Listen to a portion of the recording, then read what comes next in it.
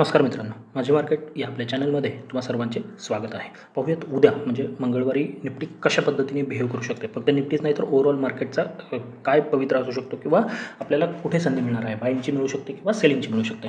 तर आज जे काही कामकाज झालेलं आहे पहा, अगोदर एक समजून घ्या, कॉन्टेक्स्ट समजून घ्या की मार्केटमध्ये कशा पद्धतीचं कामकाज झालेलं आहे. एक मोठी मुवमेंट म्हणजे अगदी 21,800 ते 24,200 पर्यंत नॉनस्टॉप आपण मार्केटमध्ये मुवमेंट पाहिलेली आहे. 2,500 पॉईंटची मुवमेंट वन गोमध्ये, त्याच्यापेक्षा प्लस मायनस थोडी. आणि त्यानंतर काय झालं, कन्सोलिडेशन मार्केटमध्ये अगदी मोठ्या प्रमाणात झालं. म्हणजे 10-15 दिवस हे ट्रेडिंग डेज बोलतोय मी, तसं तर स्ट्रेच होईल ते सुट्ट्या जर पकडल्या तर. पण 10-15 दिवस त्या एका छोट्याशा रेंजमध्येच मार्केटने काम केलं. 200-300 पॉईंटची रेंज बनवली आणि त्याच्यामध्येच काम केलं. आता नॉर्मल कंडिशनमध्ये काय होतं, मार्केट एकतर याचा ब्रेकआउट देतं, पण हा ब्रेकआउट फक्त 10% वेळा किंवा 15% वेळा असा असतो. बाकीच्या वेळेस हा ब्रेकआउट कसा असतो, जर मार्केटला वरती जायचे तर जे बायर्स आहेत ना त्यांचे SL घेतले जातात. अगोदर येऊन त्यांना ट्रॅप केलं जातं. जे छोटे मोठे बायर आहेत ना त्यांना बेरिश बनवलं जातं. म्हणजे त्यांचा जो व्ह्यू आहे तो बेरिश बनवला जातो आणि एक शार्प अपमूव येतो. हे घडतं कधी, नॉर्मल कंडिशनमध्ये. पण सध्याची कंडिशन काय होती, तर इंडिया पाकिस्तानचे काय कॉन्फ्लिक्ट आहे, म्हणजे त्यांनी आपल्या पहलगाममध्ये अटॅक केला आणि त्यानंतर जे काही घडलं ना त्याची किनार होती या सगळ्याला. म्हणजे ही जी रेंज होती ना डाऊन साईडला ब्रेक होताना पाहायला मिळाली. पण याने काय झालं, शुक्रवारी हे झालं, पण शनिवारी सीज फायर झालेला आहे. आणि त्यानंतर ही जी मुवमेंट आहे, आता अपेक्षित काय होतं की याच रेंजमध्ये येऊन मार्केट काम करेल आणि या रेंजच्या अप्पर साईडला टेस्ट करेल आणि तिथे थांबू शकतं. पण झालं उलटं. मार्केटने कोणालाही, नवीन बायरला कोणतीही संधी न देता, जे जुने बायर होते ना त्यांनाच आणि जे सेलर होते ना त्यांचा प्रत्येकाचा SL घेतलेला आहे मार्केटने आणि एक अतिशय स्ट्रॉंग कॅन्डल बनवून वरती क्लोज झालेली आहे. आता फक्त प्राइस ॲक्शन जर पाहिली तर आपल्याला काय दिसतंय, मार्केट नवीन हाय जो आहे ना मार्केटचा त्या दिशेने जाण्याच्या तयारीत आहे. मग आता लगेच आपण नवीन हायसाठी ट्रेड प्लॅन करायचं का, तर नाही. फक्त हा सिनियर डोक्यात राहू द्या. म्हणजे एखाद दुसरी कॅन्डल हॉल्ट कॅन्डल बनवू शकते, पॉज कॅन्डल बनवू शकते, त्यानंतर मुवमेंट येईल. ही मुवमेंट काय अशी असणार नाही, कदाचित ती या पद्धतीने अशी असू शकते. पण आता मार्केट त्यासाठी तयार होत आहे, हे लक्षात घ्यायचं आहे. आता याच्या पाठीमागचं कारण काय आहे, सीज फायर हे पहिलं महत्त्वाचं कारण आहे.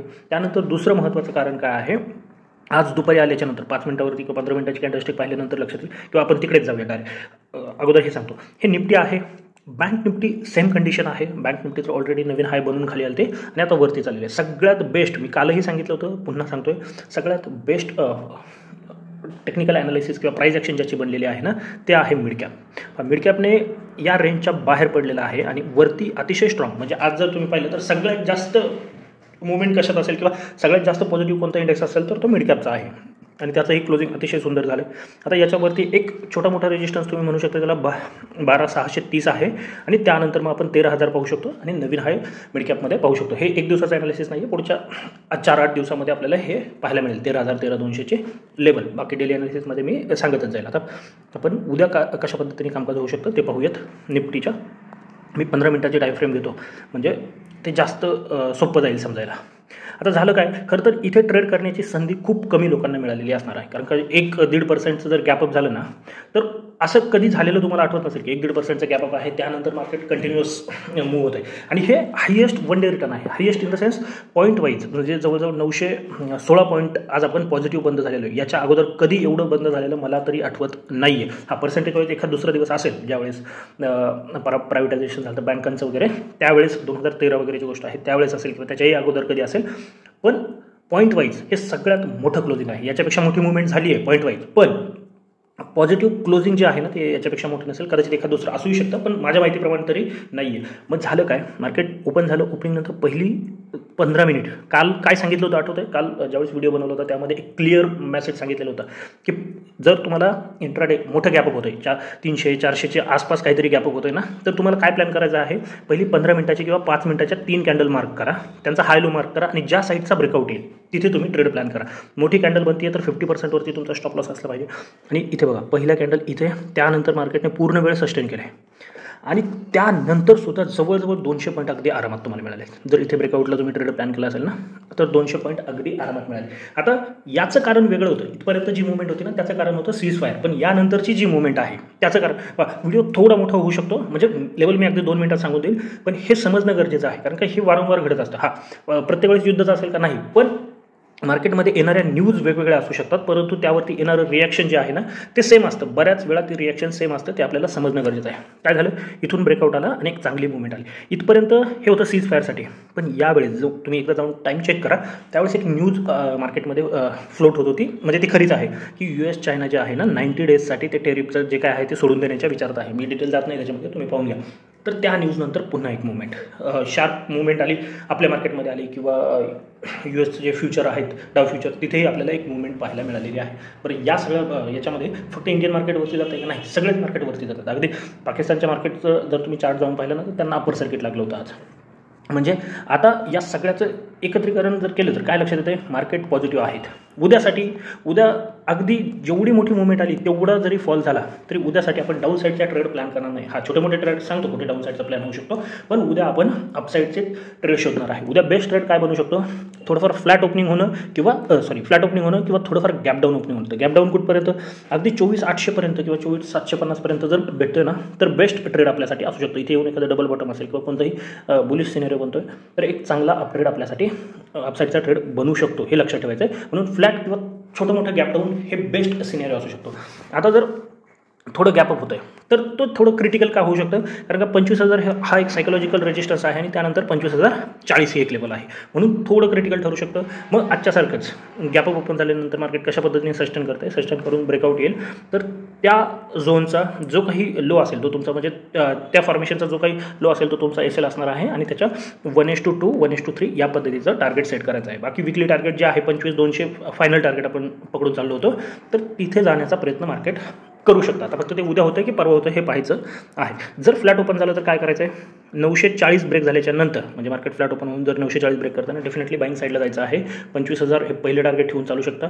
त्यानंतर 25,040 आहे, 25,120 आहे आणि 25,200 या टार्गेटसाठी आपण प्लॅन करू शकतो. डाऊन साईड कधी आहे, अगदीच 24,600 ब्रेक झालं तर डाऊन साईड आहे, म्हणजे 300 पॉईंट खाली गेल्यानंतर डाऊन साईड आहे. हा, इथे तुम्ही काय करू शकता, जर मार्केट फ्लॅट ओपन होतं आहे, थोडा वेळ सस्टेन करते किंवा एखादी शूटिंग स्टार आहे, मग हा तुमचा असेल आणि 1:2 1:3 साठी ट्रेड प्लॅन करू शकता. मी तर स्वतः अवॉइड करणार आहे डाऊन साईडचं, पण तुमचं काही ॲनालिसिस बनत असेल किंवा काही चार्ट पॅटर्न बनत असेल तर त्या पद्धतीने तुम्ही ट्राय करू शकता. मी तरी स्वतः उद्यासाठी तरी अवॉइड करणार आहे, 1-2 दिवसाचं कामकाज पाहिल आणि मग नंतर डाऊन साईडचा विचार करणार. आता बँक निफ्टी कालही सांगितलं होतं, बँक निफ्टी खूप याच्या तुलनेमध्ये वीक आहे, परंतु बँक निफ्टी तशी स्ट्रॉंग आहे. निफ्टीच्या तुलनेमध्ये गेले काही दिवसापासून वीक परफॉर्मन्स होता बँक निफ्टीचा, पण आज बँक निफ्टीने ते सगळं मागं टाकून एक चांगली मुवमेंट आज बँक निफ्टीमध्ये सुद्धा पाहायला मिळालेली आहे. एक चांगलं गॅपअप आणि ते सस्टेन झाले. इथेही तोच नियम, 15 मिनिटाची कॅन्डल हाय ब्रेक आणि त्यानंतरची ही जी मुवमेंट आहे, म्हणजे अगदी 55,000च्या आसपास ट्रेड बनला असेल तर ही 300-400 पॉईंट अगदी आरामात तुम्हाला इथेही मिळालेले असणार. उद्यासाठी सेम सिनेरिओ आहे. 55,600ला एक रेजिस्टन्स येऊ शकतो का, जर चार्ट छोटा केला तर तुमच्या एक लक्षात येईल की ही जी लेवल आहे ना ती इम्पॉर्टंट असणार आहे. मागेही आपण इथे रिजेक्शन फेस केलेलं आहे, म्हणून उद्यासाठी गॅपअपच्या केसमध्ये निफ्टीमध्ये थोडं क्रिटिकल येऊ शकतं, पण इथे 55,600 जर ब्रेक झालं ना तर एक चांगली अपसाईड नवीन हायपर्यंत आपल्याला घेऊन जाऊ शकते. मग 200 पॉईंट जे आहेत 55,800 आहे, त्यानंतर 56 आहे आणि 56,150 यासाठी आपण प्लॅन करू शकतो. डाऊन साईड थोडं उद्याचे दिवस अवॉइड करा, पण अगदीच तुम्ही ॲग्रेसिव्ह ट्रेडर असाल तर 55,150 ब्रेक होताना एक विचार करू शकता. 55,150 जर ब्रेक झालं तर एक डाऊन साईडचा विचार आपण करू शकतो. फक्त लक्षात काय ठेवायचं आहे, स्टॉप लॉस प्रमाणे टार्गेट ठेवायचं आहे. 55,150 ब्रेक झाल्यानंतर पहिली जी लेवल येईल ती 55,000 आहे आणि 54,800 आहे आणि फायनल 54,600 साठी प्लॅन करू शकता. हा, डाऊन साईडचा ट्रेड प्लॅन करायचा असेल तर निफ्टीपेक्षा तुम्ही बँक निफ्टीला प्रेफरन्स देऊ शकता आणि मंथली किंवा वीकली प्लॅन करायचं असेल तर तुम्ही मिड कॅपला प्रेफरन्स देऊ शकता. त्याचा चार्ट मी आत्ताच दाखवलेला आहे. बाकी जर तुम्हाला काही ही माहिती आवडत असेल तर नक्की आपल्या चॅनलला सबस्क्राईब करून द्या आणि व्हिडिओला सुद्धा लाईक करत जा. हां, आणि एक सांगायचं राहून गेलं, दुसरं महत्त्वाचं म्हणजे आत्ताचं जे काही युद्ध झालं, म्हणजे आपलं युद्ध असू देत पाकिस्तानबरोबरचं किंवा रशिया युक्रेन असू देत, ड्रोनचा वापर खूप मोठ्या प्रमाणात होताना पाहायला मिळाला. मी ड्रोनविषयी मागेही सांगितलं होतं की ड्रोन कंपनीमध्ये इन्व्हेस्ट करत चला, पण आत्ता ड्रोनविषयी काही महत्त्वाच्या कंपनी आहेत किंवा त्याच्याविषयीचं काही जे ऑब्झर्वेशन असेल ना त्यासाठीचा मी एक ब्लॉग लिहिलेला आहे, तो तुम्ही नक्की माझ्यामार्केट.comला जाऊन पाहू शकता. तिथे काही स्टॉक आणि त्यांचे लेबल वगैरे डिस्कस केलेले आहेत, त्या तुम्ही तिथे जाऊन पाहू शकता. डिस्क्रिप्शनमध्ये लिंक असेल किंवा तुम्ही गुगललाही सर्च करू शकता माझेमार्केट.com. तर याच्यासाठी एवढंच. धन्यवाद. जय हिंद, जय महाराष्ट्र अँड कीप ट्रेडिंग.